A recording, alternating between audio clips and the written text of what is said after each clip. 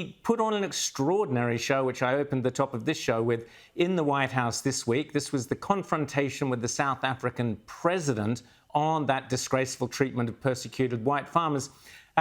Natalie, we discussed this on this show last week, so I'm glad to see that Donald Trump's obviously a keen fan of the world, according to Rowan Dean, and I'm putting that down to you. Full credit to you. But what does the mainstream media have to say about this? Well, I think mainstream America loves it. Mainstream media, not so much, though. I think they love to use the term genocide to describe almost anything. Apparently, if you put the word white in front of it, or you're talking about South Africans of a certain race, then suddenly it becomes, unacceptable to use that terminology. I mean, frankly, we saw as much go down in the press briefing room with a back and forth between a noted, shall we say, kind of COVID masker truther, Yamiche Alcindor from, I believe, PBS, and Caroline Levitt, having a back and forth like that. But this is something, too, I think that speaks to the new media dynamic that they've sort of inserted in this White House, right? President Trump's presentation, though it was jarring, certainly to the president of South Africa, this is also a story that the legacy media in the West, but certainly in the United States, has covered up for a very long time, has refused to cover it, despite using genocide, like I said, in virtually every other sentence. So I think for those of us who've always been sort of tuned in and dialed into the news, this is nothing new, but talk about using that Oval Office for good instead of lying about something that really is truly an actual human rights abuse, not in the way that the left likes to pervert that term. And Natalie, it's fascinating to watch Donald Trump in the White House. He's getting more and more aggressive and, I guess, losing his patience with the legacy media. And that's got to be full credit to people like yourselves in the so-called alternative media, the conservative media, for the great job you're doing. Now, let's talk about FBI, the former FBI Director James Comey, and the shells, this nonsense. He's pleading ignorance after he apparently inadvertently put out this threat against Donald Trump, which was the 86-47, which some shells on the beach, which he claims that were there, and he happened to photograph them. He's now denying any ill intention whatsoever. Have a listen. What happened? You were walking on the beach, and you saw this on the beach? Yeah, my wife and I, Patrice, were walking on the beach and saw those numbers in shells on the beach. And you didn't do this. Somebody else did this. Yeah, somebody else did it. We were on a walk preparing for this week, the rollout of my book. You were back in the middle of a political firestorm.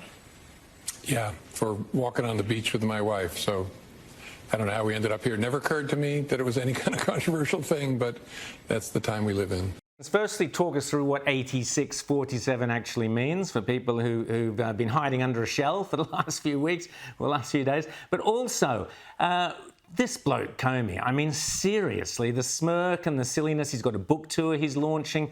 Tell us about your take on it.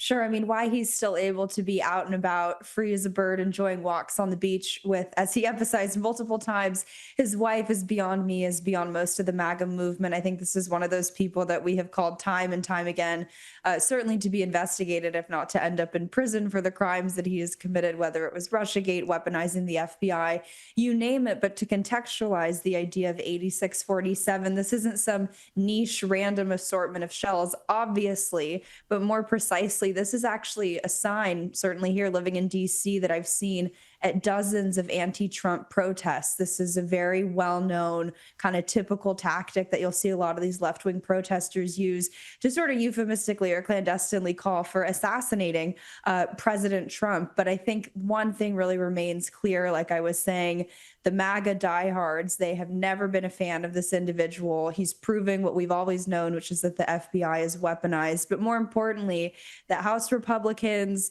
the Trump administration, DOJ needs to actually find accountability in the form of prison sentences and actually talking tough with these people, not just putting out strongly worded letters. That's what the people voted for President Trump for, and they want to see it happen. Absolutely. And for those who aren't aware of it, 86 is kind of slang for eradicate, and 47 is obviously Donald Trump is the 47th president, so 86-47 means eradicate Donald Trump. And this bloke who was the head of the FBI pretends he doesn't understand that that's what it actually means.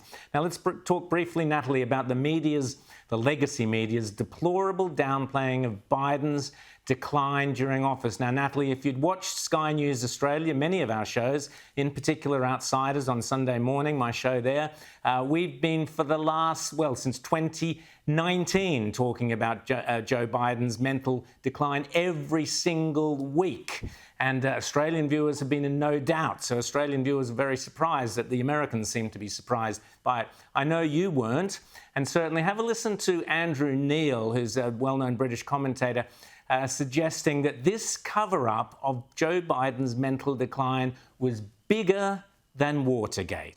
About Mr. Biden's ability to govern and to continue to govern for another 4 years, I think this was a cover-up of momentous proportions.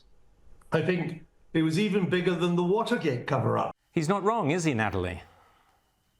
No, not at all. And frankly, I'd broaden it out. It's not just a cover up of Joe Biden's health. I think it's a cover up of a lot of health issues, right? Whether it's the origins of COVID, a lot of the MAHA stuff, big pharma. I think time and time again, it really, I think, solidifies the question that if a whole entire administration and a media could get away with lying about the cognizance of an essentially dead president, what else could they lie to you about? But I really think if you get to the crux of it, something that people talk a lot about here in the States is the idea of that administrative state, that deep state, the permanent political class, where it doesn't matter who the president is. These unelected bureaucrats will implement policies that they deem fit. And the fact that you could have had a president who was so mentally not there and mentally unwell, and this administration was able to wreak havoc, not just here, but abroad, it sort of confirms, I think, maybe it's confirmation bias of what a lot of the American people, what propelled them to vote for Trump, which is the rejection of this unelected bureaucrat class making decisions. Natalie Winters, great to chat to you as always, and keep up the great work you do there, putting to shame the legacy media every single week, and that becomes more and more apparent.